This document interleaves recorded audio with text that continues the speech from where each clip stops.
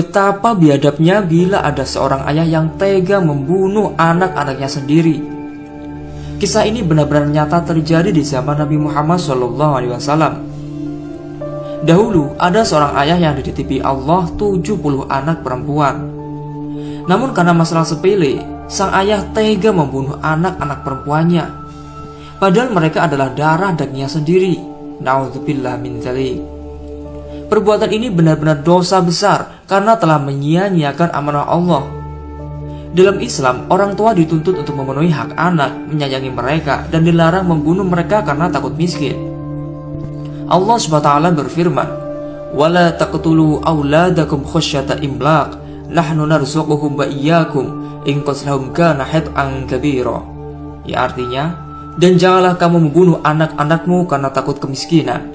Kamilah yang akan memberi rezeki kepada mereka dan juga kepadamu.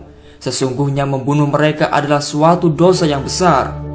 Quran Surat Al-Isra ayat 31. Namun di akhir kisahnya, kelakuan pria pembunuh ini akhirnya membuat Nabi Muhammad menangis dan menjadi idola umat Rasulullah SAW. Berikut kisah selengkapnya. Di dalam kitab Durratun Nasihin dikisahkan, dahulu di zaman Nabi Muhammad, ada seorang raja Arab yang kafir bernama Dihyah Al-Kalabi. Paras Raja Dihyah ini sangat tampan sekali, sehingga tak heran apabila ia berjalan, maka banyak para wanita-wanita yang terpesona untuk memandangnya. Nabi Muhammad kala itu ingin sekali agar Dihyah Al-Kalabi masuk Islam, karena di bawah kekuasaannya ada 700 orang dari keluarganya. Bahkan Nabi Muhammad SAW pernah mendoakan Dihyah Al-Kalabi agar masuk Islam. Nabi berdoa, "Allahumma rzuq al-Islama Dihyah Al-Kalabi." Ya Allah, karuniakanlah Islam kepada Dihyah Al-Kalabi. Kemudian di saat Dihyah Al-Kalabi hendak masuk agama Islam, Allah SWT kemudian memberi wahyu kepada Nabi Muhammad setelah sholat fajar. "Wahai Muhammad, aku sudah melemparkan cahaya iman ke dalam hati Dihyah Al-Kalabi. Dia sekarang akan menemuimu." Dan ternyata benar, Allah telah menanamkan iman dalam hati Dihyah. Dihyah Al-Kalabi lalu datang dan masuk ke masjid untuk bertemu Nabi. Melihat kedatangan Dihyah, Nabi Muhammad kemudian mengangkat selendangnya dari punggung lalu menggelarnya di atas lantai. Nabi kemudian menunjuk ke arah selendangnya. Melihat penghormatan dari Nabi, Dihyah lantas menangis meneteskan air mata. Ia lalu mengangkat selendang dan dicium, lalu meletakkannya di atas kepala dan kedua matanya. Dihyah Al-Kalabi kemudian bertanya kepada Nabi, "Wahai Nabi, apakah syarat-syaratnya masuk agama Islam? Kemukakanlah kepada aku." Nabi Muhammad kemudian bersabda, "Hendaknya kau ucapkan, La ilaha illallah Muhammadur Rasulullah. Tiada Tuhan selain Allah dan Muhammad adalah utusan Allah." Setelah itu, tiba-tiba Dihyah menangis. Nabi lantas bertanya kepada Dihyah, "Mengapa kau menangis seperti ini, Dihyah? Apakah sebab kau masuk agama Islam atau karena suatu lainnya?" Dihyah Al-Kalabi kemudian menjawab, "Ya Rasulullah, sesungguhnya diriku sudah melakukan perbuatan dosa-dosa besar. Maka tanyakanlah kepada Tuhanmu apa penghapus-penghapusnya. Jika dia menyuruhku membunuh diriku, maka aku akan bunuh diri. Dan jika dia menyuruhku mengeluarkan sedekah dari hartaku, maka akan aku mengeluarkannya." Kemudian Nabi Muhammad bertanya, "Apa dosa-dosamu, wahai Dihyah?"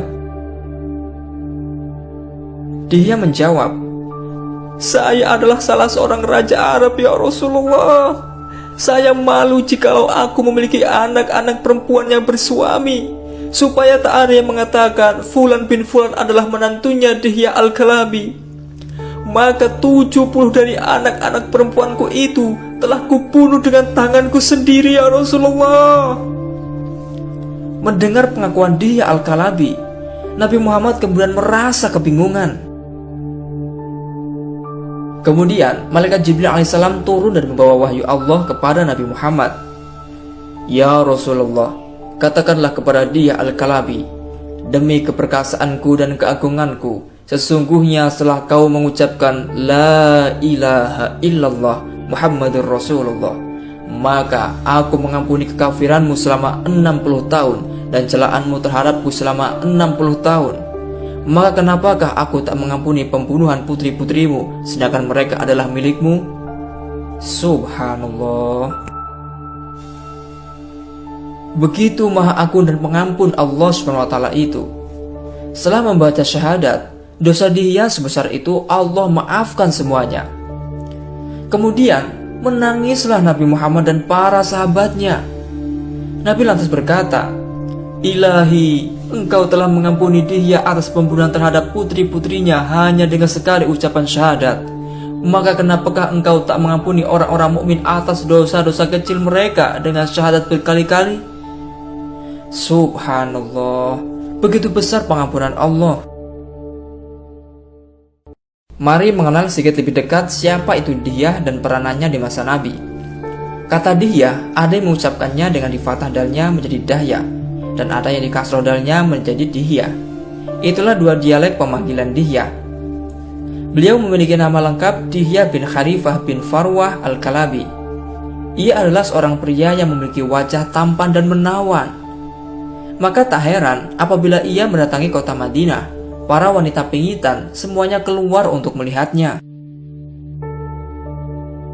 Karena saking tampannya, sampai-sampai malaikat Jibril pernah mendatangi Nabi dengan menyamar menyerupai wajah Dihiyah Al-Kalabi.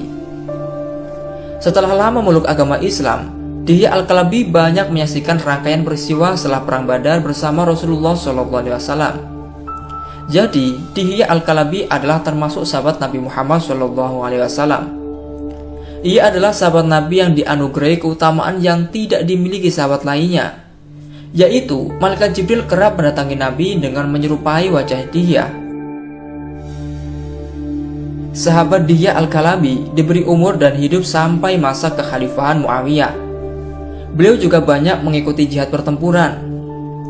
Dihiyah bertempat tinggal di Al-Mizzi, yaitu sebuah desa dekat kota Damaskus.